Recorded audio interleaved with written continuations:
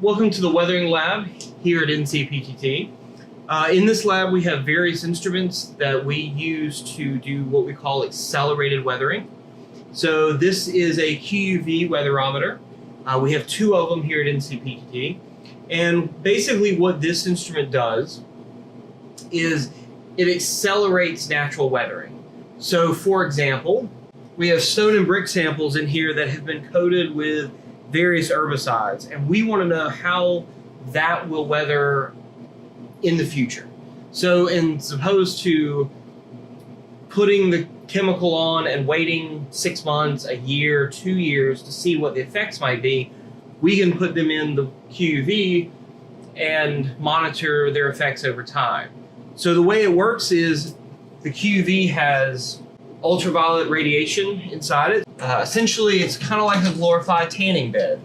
It exposes the samples to light and dark cycles, similar to what they would experience outside, but a very harsh environment.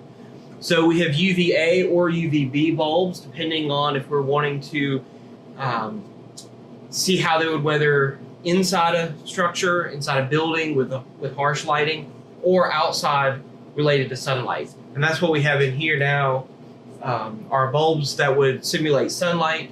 They get exposed as per an ASTM standard. There's a wide variety of ASTM standards that we use depending on the type of substrate and what we're testing, paint versus chemical treatment versus a coating. So they're weathered in here for a variety of times. So for example, these samples are only weathered for about 400 hours. Which would be about 6 months out of the real world.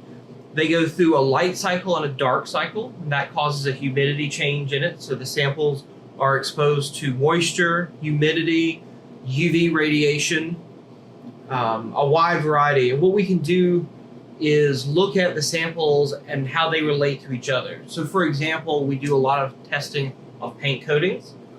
We'll put samples, maybe we're painting wood or painted samples on plastic, any kind of substrate. We can put them in the QUV, we'll weather them, and then we'll compare across the board. We'll compare the samples to each other. So different paint types, maybe different prep styles, different substrates, and how those weather over time against each other.